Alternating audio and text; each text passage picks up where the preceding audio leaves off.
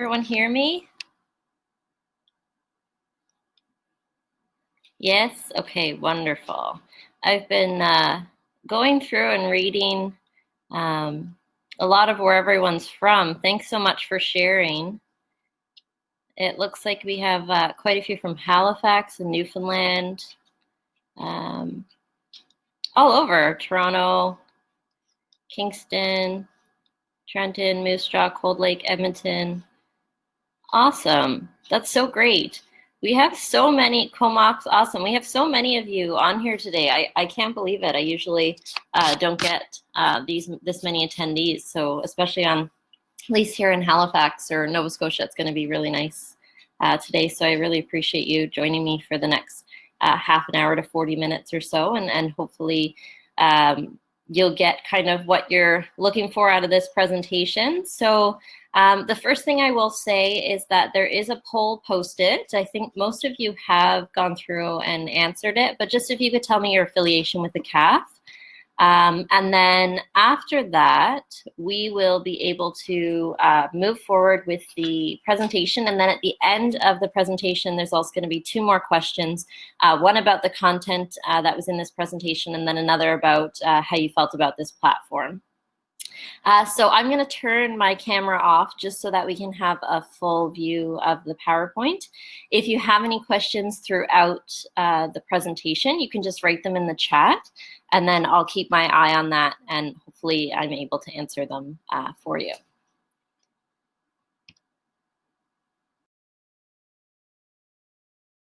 Okay, unable to describe. Yeah, Dylan, it might be worthwhile to try closing and then come back in. We won't be too deep in by the time you get back.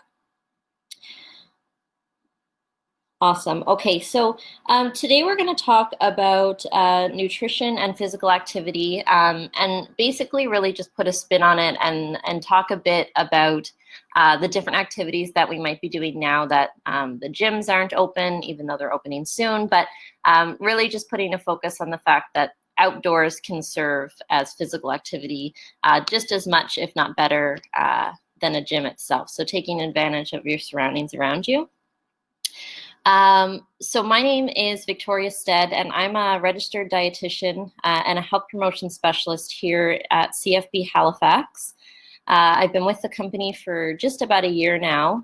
Prior to that, I was in food safety for WestJet Airlines, and then did private practice as a dietitian as well. I am by no means an expert in sports nutrition, so if you ask me a question and I don't quite know the answer, I'll take down your name and I'll be sure to get back to you later today once I find some research to answer your question. But I do know very basic sports nutrition knowledge, so I should be able to answer most of the questions. So that's a little bit about me. So we'll get started here. And again, if you have any questions, just write them and I'll try to answer them. So in this session today, we're going to discuss the role of each of the macronutrients. So when I say macronutrients, I mean our carbohydrates, our proteins, and our fats, and each of its importance on physical activity. So based on our current situation with being quarantined and all that good stuff, we'll discuss food for fuel for mostly outdoor activities like hiking, running, walking, bicycling, paddling, all those really great activities that we can do outdoors. I also want to start just by saying that this is kind of like a brief entry-level physical activity and nutrition education. And for further sessions, there is more in-depth webinars offered by the health promotion staff all across Canada. So you can tune into ones that are more focused on sports nutrition and like supplements and all that kind of good stuff. But this is really just kind of a basic of what macronutrients you'll need to help you power certain activities that you choose to do. And then also when things get back to normal as well, we offer, health promotion offers a course called Top Fuel, or Top Performance here in Halifax is what we refer to. And this is a really in-depth knowledge to sports nutrition. Oh, Lena, that was your cat. That's funny. Okay, awesome. So we'll move forward here. So before we get started, I do just want to read this little blurb. So the presentation that you're about to view is the intellectual property of the Department of National Defense. Any reproduction or retransmission of the slides contained in this presentation is strictly forbidden. Some of the topics discussed in this webinar may be of sensitive nature and not appropriate for children. We ask for parental discretion. Please understand that people's stories are theirs alone to tell, and anything that's shared by participants in this webinar, either on camera or in the chat, is not to be discussed outside of the webinar. And then finally, the webinar is being recorded and will be available for viewing later on cafconnection.ca. So although active participation is encouraged, you can also just simply follow along without using the chat or the video microphone functions if you prefer. So all of the presentations that we have been doing, I would say for probably the last 8, I've lost track of time, 8 weeks, 10 weeks, something along those lines. They're all posted on cafconnection.ca, and there's so many really great topics that you can take some time to watch and listen to if you're interested. Okay, so one of the most important things for our body outside of physical activity is carbohydrates. So why is it carbohydrates? So energy can't be made or destroyed. It can only be transferred from one form to another. So the human body functions only because biochemical reactions transfer energy from the food that we eat. So then this energy is then used or transferred for all body functions. So we take a bite of an apple or we consume an entire apple. It comes into our body, and then our body transforms this into energy. So it fuels our body. So some of the biochemical reactions to transfer energy require oxygen. These reactions occur in the aerobic energy system, which again means requiring oxygen. So we may be familiar with these terms even from entry-level biology. So your aerobic and anaerobic reactions. So aerobic would be it requires oxygen, and then other reactions occur without oxygen, and this is known as anaerobic reactions. So we're not going to go super in depth with the biochemistry and all of this of that, but the different activities that we choose to do outside and at home, the body uses different functions, whether or not they're aerobic or anaerobic. So we get the main source of energy, which is glucose, through the consumption of carbohydrates. So our body is mainly fueled by carbohydrates because they are so easily transferable into energy.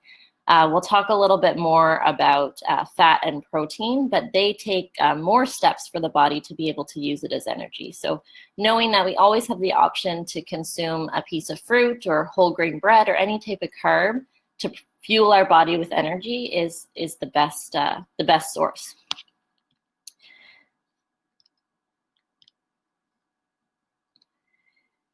So these are the two types like we just discussed, so the aerobic and the anaerobic. So aerobic exercise, so this would be really any type of cardio would be considered your aerobic. So this exercise stimulates the heart rate and your breathing rate to increase in a way that can be sustained for the exercise session. So you can, your body will be able to function throughout the duration of the amount of time that you're doing this activity. So this would be like listed here, your brisk walking, swimming, running, cycling, jump rope, heavy cleaning, and gardening. In contrast, anaerobic, without oxygen exercise, is an activity that causes you to be quickly out of breath. So this would be like your sprints or weightlifting or interval training. Aerobic exercises can become anaerobic exercises if performed at a level of intensity that's too high. So you're going for a run and then suddenly you decide to sprint, it's then going to go from aerobic to anaerobic. So what about our protein and fat? So only carbohydrate, which in turn turns to glucose in the body to provide energy, only carbohydrate supplies the molecules needed for anaerobic energy. So again, anaerobic being those high intensity, so interval training or your sprints or your weightlifting. So only carbohydrate can provide your body with what it needs for that type of activity. So fatty acids, so your fat, can be split into small units though for aerobic activity. So when you're going for a walk or a run, when your body is low on carbohydrate and the stores of carbohydrates in your muscles and in your body, then it should be, it can turn to fat, and then fat can be used as a source of fuel. Sorry, I'm just trying to catch up here. Okay, so Jacob can't hear us. Jordan, is there a minimum amount of time you should aim for completing either an aerobic or anaerobic activity each week? Yeah, so there's certain guidelines. So the physical activity guidelines, I believe, in Canada. And I believe it's about 150 minutes of activity per week for the average adult. And it should be at least in 10-minute bursts. So at least longer than 10 minutes. So that it can get your heart rate up fast enough. So I'll post a link here to be able to access that. I'll post it at the end if you want to stand by, and then you can view that article. Okay, so like I said, so if we go back, perfect, no problem. So for aerobic activity, when you're going for a walk or a hike or whatever that may look like for you, you can use up all your carbohydrate stores, and then your body will turn to fat. So it will break down this fat to use as energy. It's more of a process for your body to be able to do this. So again, carbs are the best choice, but fatty acids can be used in this case. So oxygen is needed for the first step, again, because it's an aerobic activity. So the oxygen divides the fatty acid molecules into small segments, and then a few amino acids from the protein can be used for energy as well. So when you're doing, so basically the kind of bottom line of this is for your aerobic activity, when you're going for a walk or a hike, your body will use carbs, fat, and protein, just because it's extended over a longer period of time, and your body doesn't need as much of an energy spike as it would if you were doing a sprint or lifting heavy weights. Now, in contrast, when you are doing anaerobic activity like lifting weights, your body can only use carbohydrates, so it can only use it without oxygen. So when your carbohydrate amounts are low, the energy release is slow.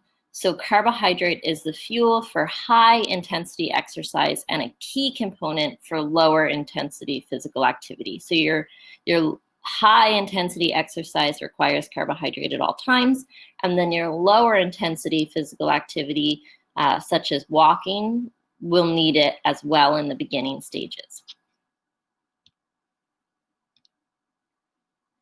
So we're going to talk about nutrients and their functions. So this will be fluid, carbohydrate, protein, and fat. So we'll go a little bit more in depth.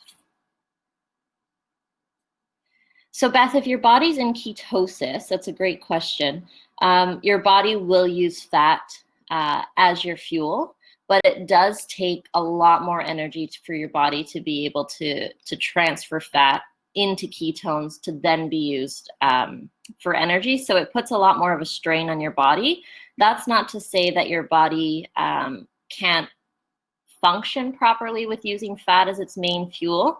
I know some runners, actually some marathon runners, who have trialed going on a ketogenic diet before a marathon, and some of them find that it works great for them, if not better, and then others say that they hit a wall or they feel quite sluggish. So your body will work with what they have and what's available for energy, and then really it depends on your body, because we're all so different, how it reacts to it. But again, most people and your body would prefer to have carbohydrate because it uses less resources from other parts of your body, so it puts less strain on your body to take the time to break things down. So to be healthy, if you were trying to do anaerobic exercise, should there be a process of aerobic first to start the body burning fat? You could. A lot of people will start their physical activity with a bit of cardio before they do some type of weightlifting. It really just depends on what routine you have, and I'm not an expert at all in physical activity, but I can take some time today to look that up for you. But I think it just really depends on what your plan is and kind of what your goals are and what activities you might want to start with. I know a lot of people will just go down to the gym and just start lifting weights immediately. So cardio isn't always necessary, but it can be a good warm up.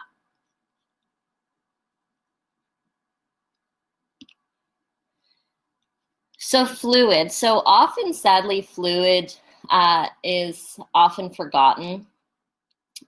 So water affects physical activity more than any other nutrient. So water is essential to maintain your blood volume, to regulate body temperature, and to allow muscle contractions to take place. So it has huge functions within the body. So during exercise, the main way that the body maintains optimal body temperature is by sweating. So we're probably all familiar with that. So today, when it's 30 degrees here in Halifax, our bodies will automatically begin to sweat when we're outside, and this is it trying to regulate our body temperature. So drinking the fluid during exercise, or drinking fluid even if you're just sitting outside sunbathing, is necessary to replace the fluids that is lost in sweat. So if you're consuming at least 2 liters of fluid per day, which is really the recommendation, 8 to 10 glasses per day, plus replacing lost fluid through exercise. So making sure that you're having the amount of fluid that your body needs on a regular day, but if you know that you're losing water through sweat, then making sure that you're replacing that. By the time you are thirsty, you have actually lost 2% of your body fluid. So you've probably heard this before. Oh, if you're thirsty, you're already behind. And that is 100% true. So making sure that you're drinking and taking sips of water all throughout the day before you actually begin to get thirsty. Okay, Allison, are fats before and after a more important fuel for someone with a lower body fat percentage? That's a great question. I'm going to write that one down, and then I'll see if I answer that question throughout the presentation, and if not, we'll get into that. I'll see what I can think up.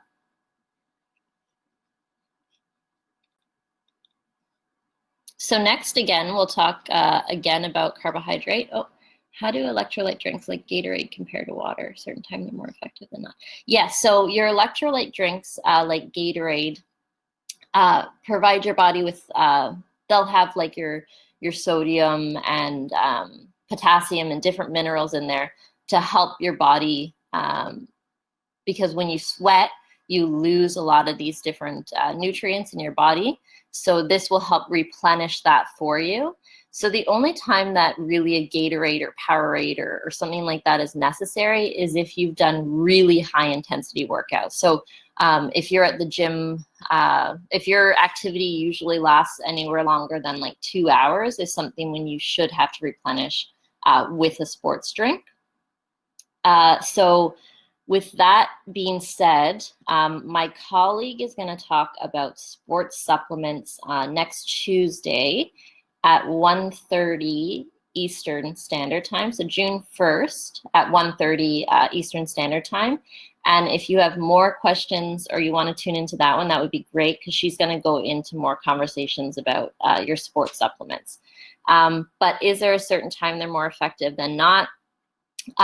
You definitely don't need them if you're just going for a walk, maybe a hike, because it's a long duration depending on how long you're gone for.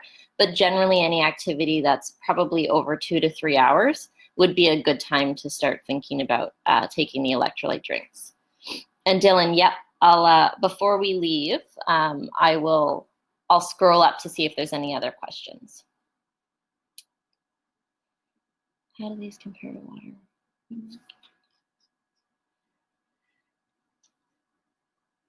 So Jordan, you've been using pre-workout protein powder, beta chain, amino acids, and other gym supplements for a while. How do these compare to water when working out or completing an aerobic exercise? So using your different supplements, again, Madison's going to go into this quite a bit more than I am. But this is going to help you kind of fuel your body before and during the activity and help with your muscles. So to help, especially the beta chain amino acids, so that's your protein. So it's going to help to rebuild all your muscles. So when it comes to like if you're consuming this with water, then it's perfectly fine because that's how you're getting your fluid intake and you just have something added to it.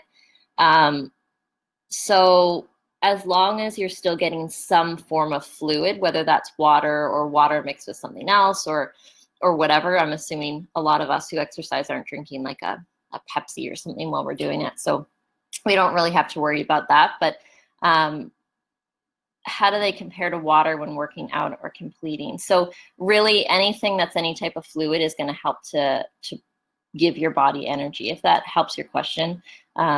Madison can likely get a little bit more in depth in this because she'll have specific slides related to this. Perfect. Okay, so carbohydrates. So all the carbohydrate foods that we eat are broken down in our digestive tract and our liver to glucose. So the glucose, so that's our carbohydrate, as soon as we eat it, it'll turn to glucose. It circulates into the bloodstream and will provide the energy for all of your cells. So the brain and red blood cells use only glucose for fuel. So keep that in mind. So carbohydrates, so your brain and your red blood cells can only use glucose for fuel. So it's the most important thing for your brain and red blood cells. Only during starvation can these cells use a form of fat as fuel.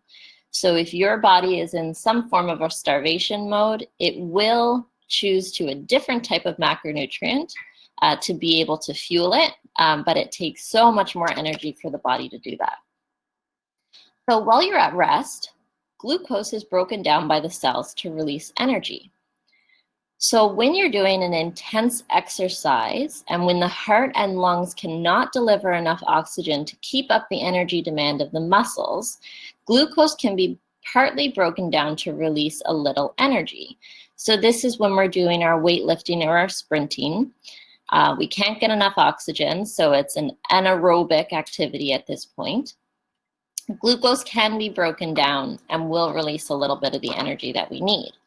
So when we have less intense exercise and during rest, fat supplies some of the energy. So again, like we talked about in the beginning, it will use carbohydrates for a less intense exercise, like maybe a hike or a brisk walk, or even during rest. It will use carbohydrates, but it can also turn to fat to supply that energy. But some glucose, of course, is always needed when the cells use fat for fuel. So all of these different processes, biochemistry and everything that happens in our body, carbohydrates is important for every aspect of every breakdown within the body. So fat needs more oxygen than carbohydrates. So your body, when you're trying to break down fats and turn it into energy, your body needs more oxygen than if it were trying to break down the carbohydrates. So therefore, fat is, again, a less efficient fuel. So glycogen, glucose is these little molecules. Glycogen is these carbohydrate molecules in 2 or more chains. So small amounts of carbohydrate are stored as glycogen, so these chains of glucose, in the liver and in the muscles. The liver glycogen, so the storage of glycogen in the liver, is used to maintain blood glucose levels from one meal to the next. So this is why, as long as you're eating a good source of carbohydrates throughout the day, it will store into your liver, and then in between meals, you should feel satisfied because your body is providing blood glucose from one meal to the next. So your body's still using that energy even after your breakfast and in between to your lunch. Now, when glycogen is stored in your muscles, they won't supply it with the rest of your body. So it's very interesting. Your muscles are are kind of stubborn in that sense and selfish, I guess, if you want to put it in that term. But once they're stored in your muscles, they won't share with anything else. So between 45 to 65% of the energy in your diet should be from carbohydrates. So that means if you're on, say, a 2,000 calorie diet, that's kind of the average. If you look at food labels, they're all based on 2,000 calorie diet. So 45 to 65% of your 2,000 calories should come from carbohydrates. So if you're eating a well-balanced diet, this should provide an amount and balance of carbohydrates that you need to stay healthy. Okay, there's a couple questions here. Is the change of energy source instant?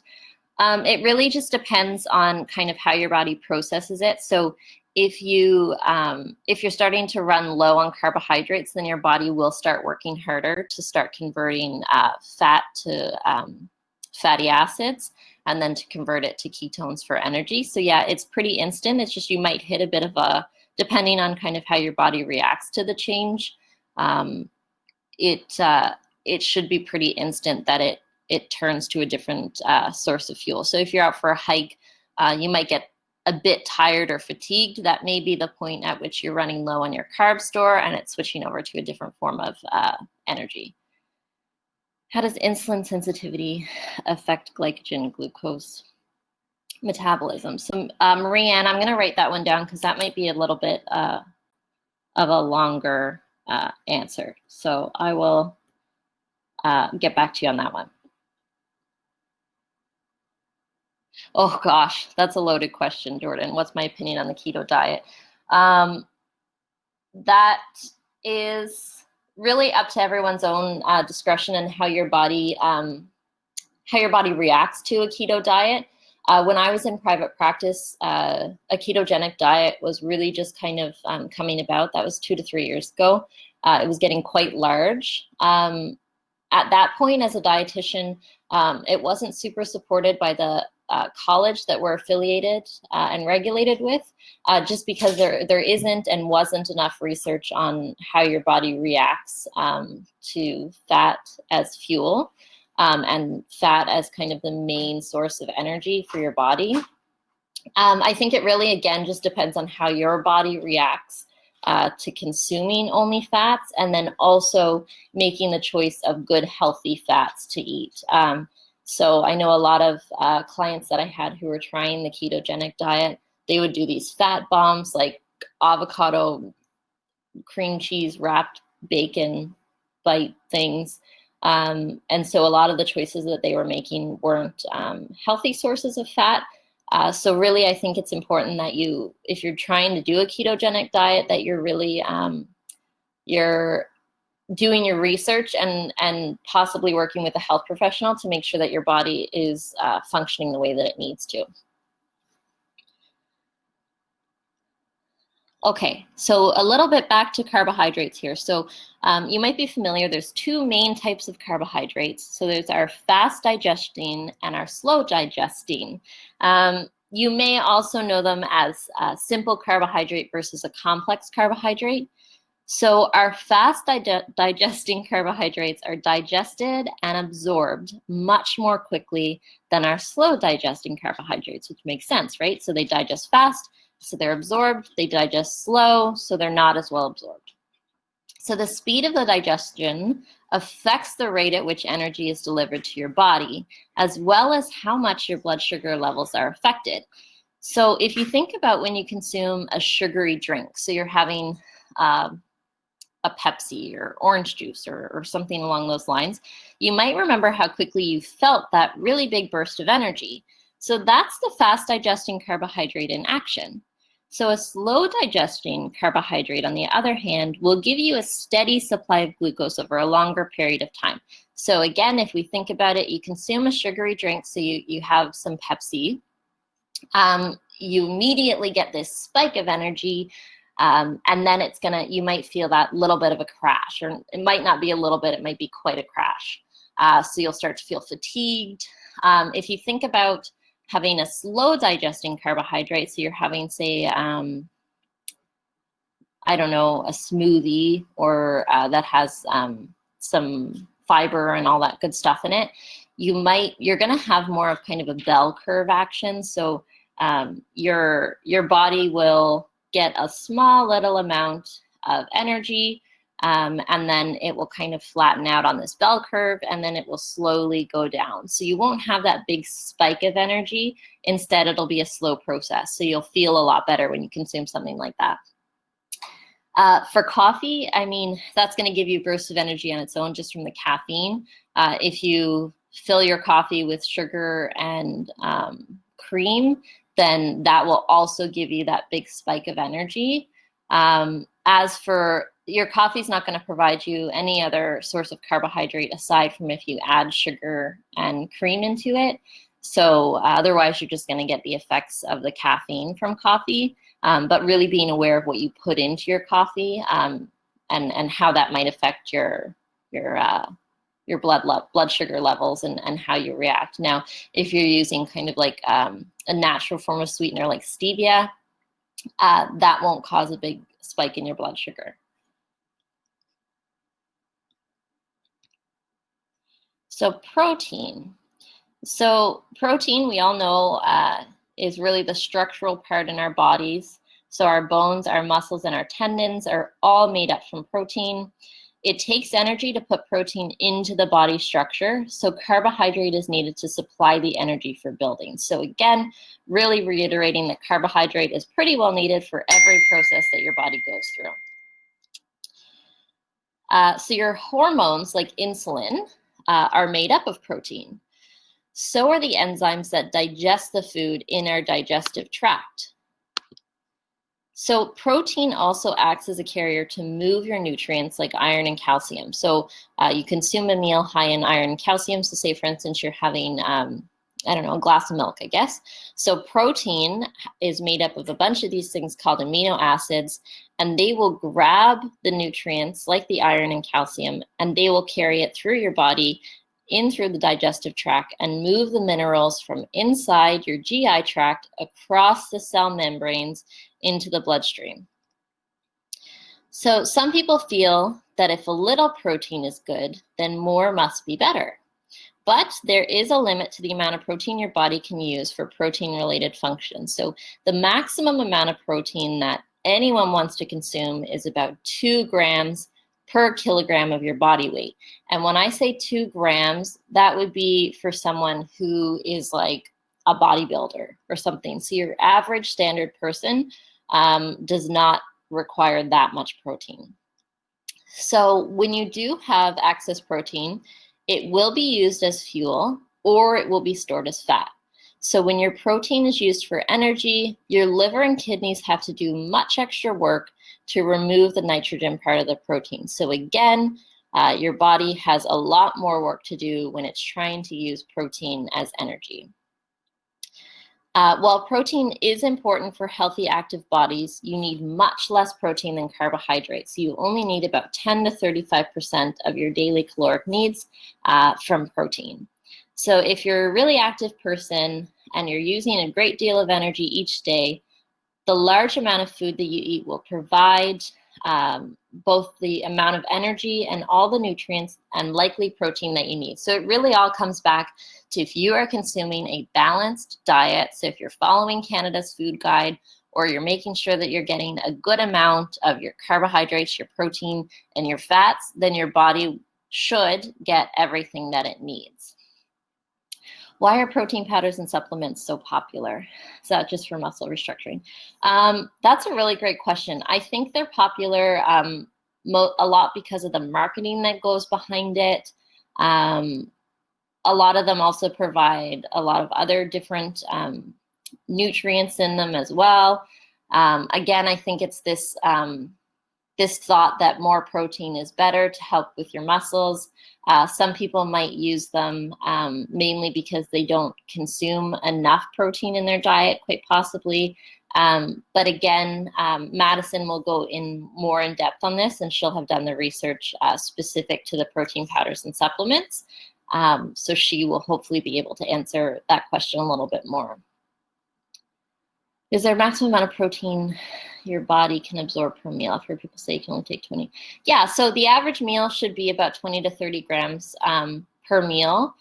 So I'm not really sure if the amount that you eat affects the body absorption, but it definitely affects whether it's going to be required in the body. I mean, if you eat more than the 20 to 30 grams per meal or whatever that may look for you, it's quite possible that your body will use it for different functions, but it may also start to store it as fat. So too much of a good thing may not always be super great. Eggs and chicken, what other foods are high in protein? So really any of your animal sources, so your of course your red meat and your pork and all that, as long as your red meat, try and cut like the fat off of it, or not. It really just depends on what you prefer, but making sure you're not eating too much of it. But any of the animal proteins are super high in protein.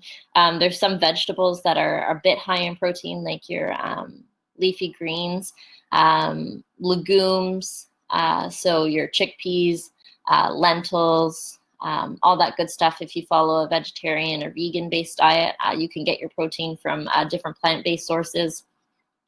And then also your nuts and your beans, and of course, yeah, fish as well. They're all super, super great for protein.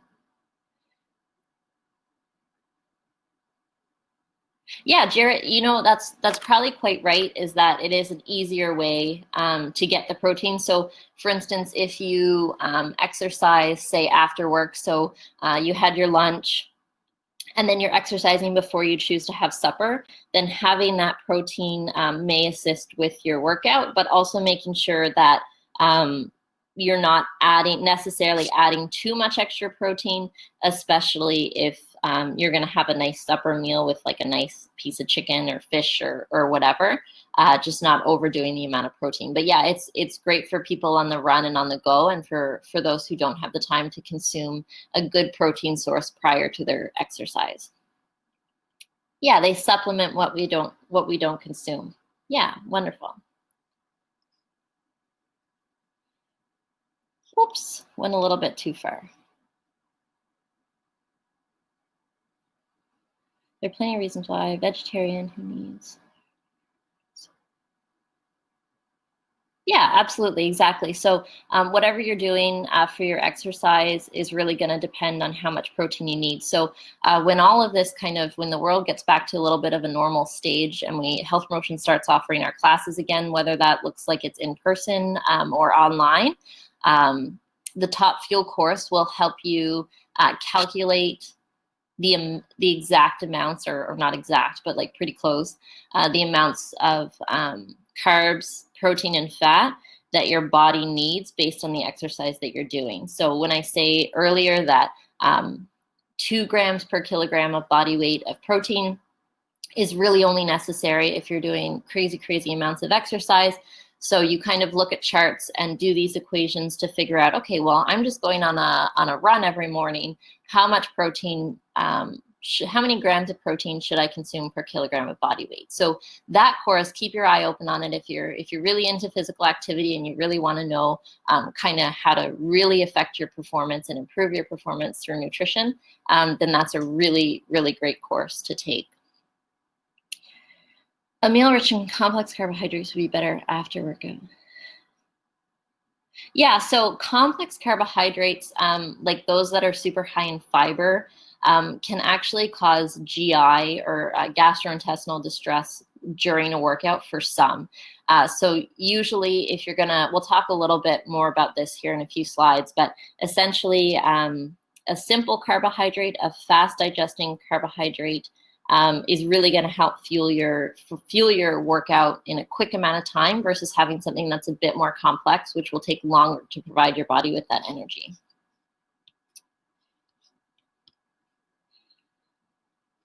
Okay, so 1 gram of protein per pound of body weight. So Chris, that would depend on quite a few things. It would depend on what type of physical activity you're doing.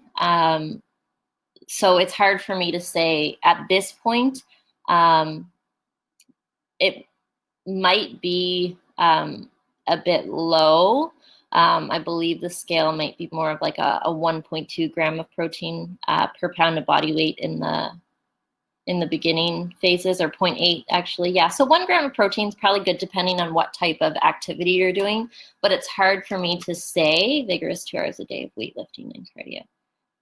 Yep, that should be fine. As long as you don't feel, if you start to feel that your muscles get really fatigued after your exercise, then you may need to increase a little bit more just to be able to fuel those muscles and help repair any of the tears that may have happened during your weightlifting. No problem. So fat's a concentrated way to store the energy. So fat allows us to store energy in our body without a whole lot of bulk. So we need fat in our diet. So it helps our food taste really good. It helps to absorb vitamins. So our fat-soluble vitamins, our A, D, E, and K vitamins require fat to be absorbed. It digests slowly, so it keeps us from getting hungry. So adding a little bit of fat to every meal is a great way to add flavor, help with absorption, and it also helps to keep us from getting hungry, so we stay satiated for longer. So we need about 20 to 35% of our daily calories should come from fat. So fat comes in two forms. So we have saturated fat and we have unsaturated fat. So saturated fat being ones that we don't want to consume too often, and unsaturated fats are kind of the good fats that we want to have in our diet that provides us with proper fat for body functions. So if you think about it, the harder the fat, the higher percentage of saturated fat, so that not so great fat. So this would be like the firm fat on the outside of a steak or like a stick of butter. So unsaturated fats do not pack together. They're different molecules is the word I'm looking for. They don't pack together, and they're actually oils at room temperature. So fat will slow down how quickly your body digests the food, so it may make you feel slow and full during physical activity. So if you have a high fat meal prior to exercising, it may slow you down during your workout. So all this is fine and dandy to talk about what each of these nutrients does for your body. But what does it actually look like?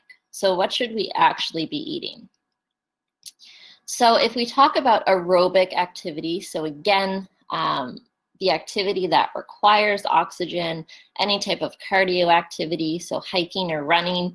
The example that I'm going to provide you right now is for hiking, just because this is a great time of the year, willing that the trails and the hikes and stuff are open. It's a great time to go for a good long adventure with your bubble, who you're choosing to be with, or just on your own. So hiking, again, an aerobic activity, requires a large amount of energy to last over an extended period of time. So having the proper nutrition and fluid can really impact whether you have an enjoyable hike or whether you hit a wall on the trail. So again, the main fuel for your muscles comes from carbohydrates. So you want to choose an easily digestible carbohydrate like a piece of fruit before your hike so you don't feel sluggish.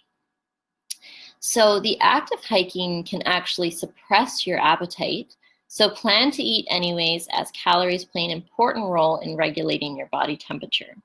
So for any longer duration exercises like hiking, your body will use other sources of fuel after it has depleted its stores of carbohydrates. So we talked about this pretty in depth, that again, for aerobic activity, any type of cardio, you're going to use up your carbohydrate store, and then you can move to your fat and your protein.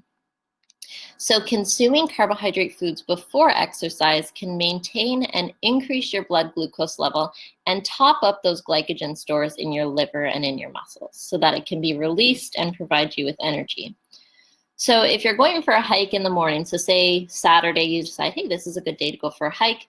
So prior to your hike, have your light breakfast. So sit down, enjoy your breakfast, have something like 2 boiled eggs, whole grain cereal, whole grain toast, or oatmeal. So this is going to give you the protein you need.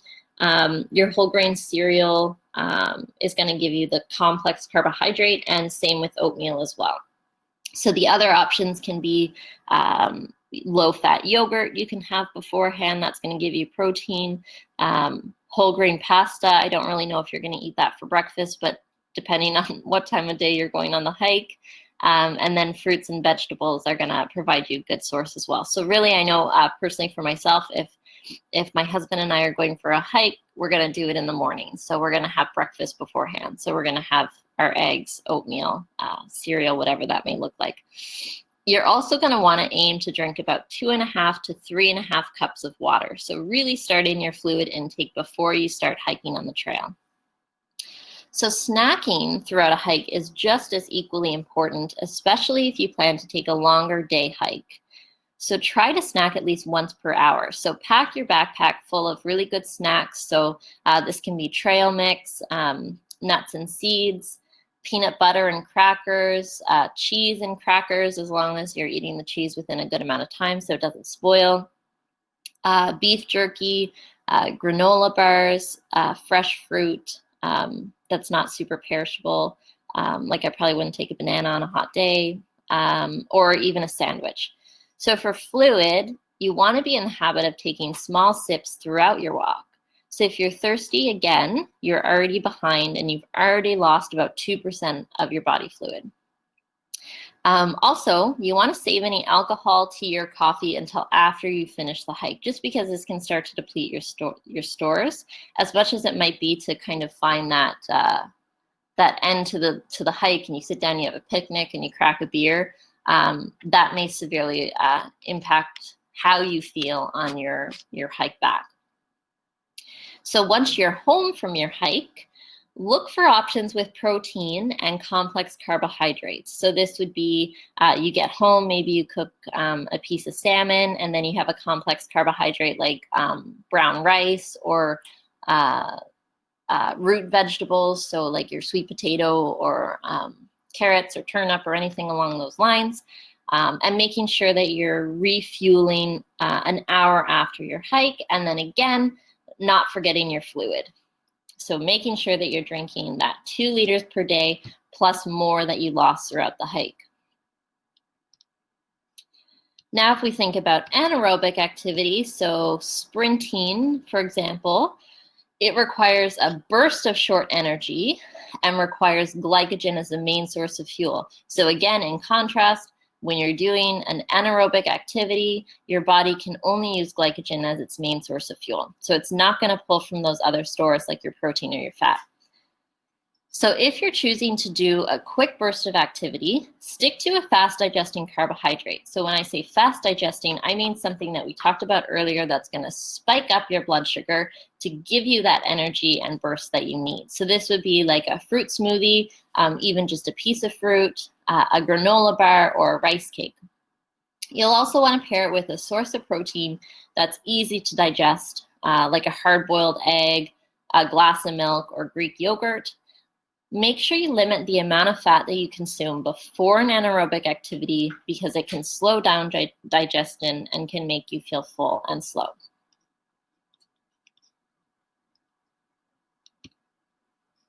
So different snack options. So you can kind of like just take a picture of this if you wanted some good snack options, but a quick Google search will give you some idea of what are some great snacks to have prior to exercise.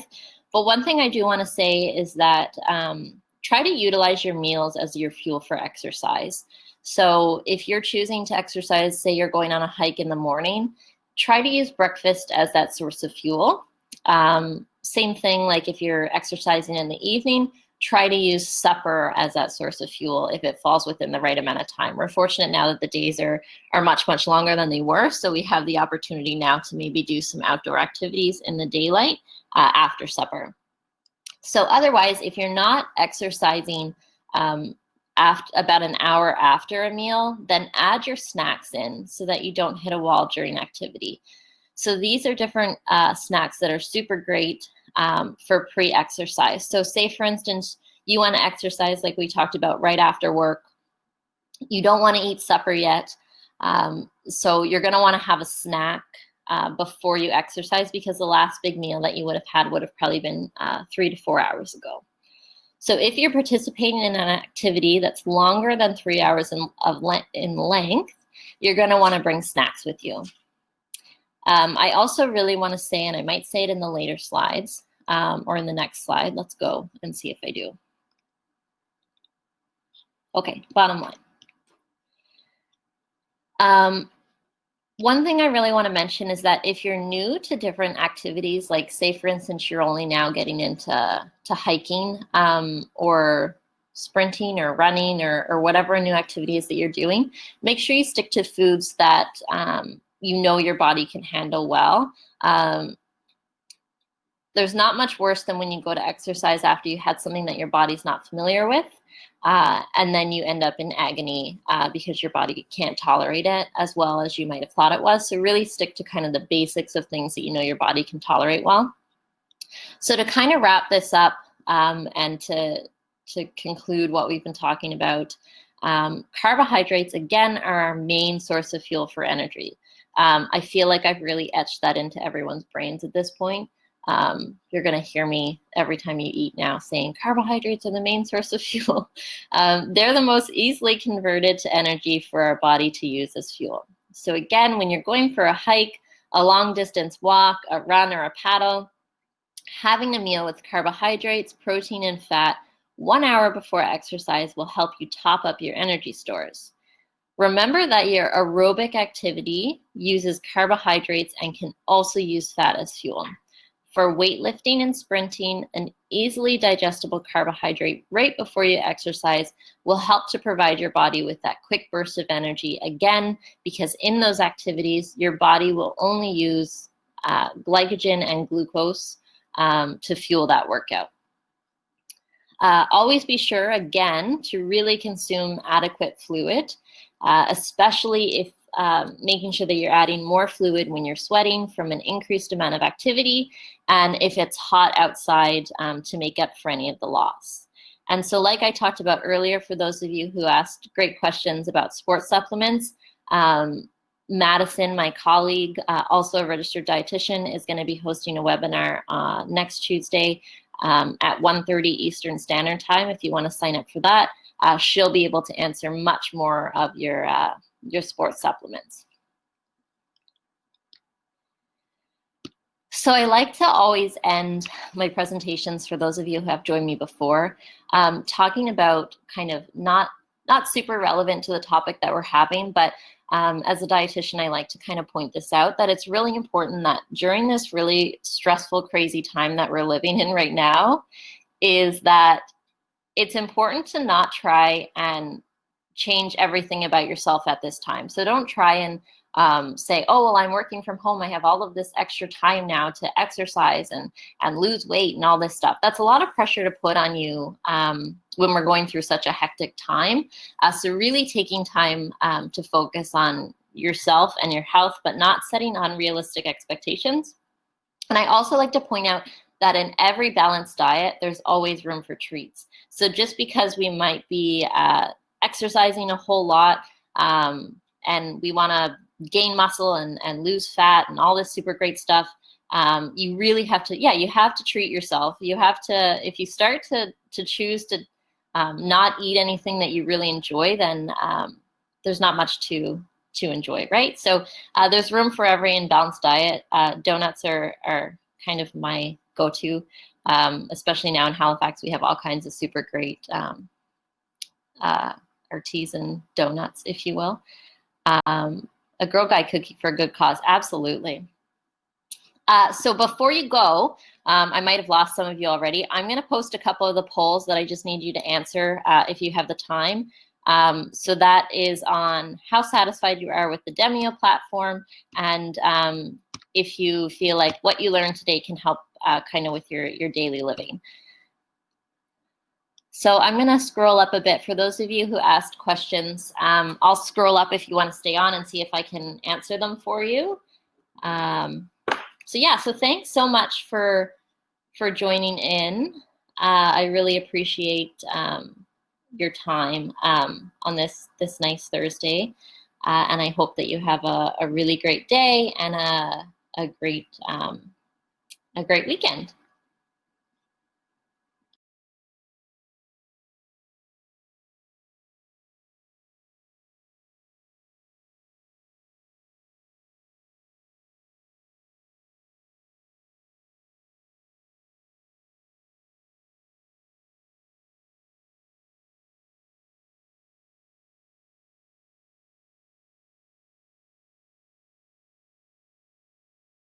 Don't If you hit the wrong button on the poll, then don't worry about it. I don't think there's any way to change it, unfortunately. There is no certificate with these webinars, sadly, as nice as that would be. We don't provide certificates for these. We only really provide certificates for our courses that we do in person.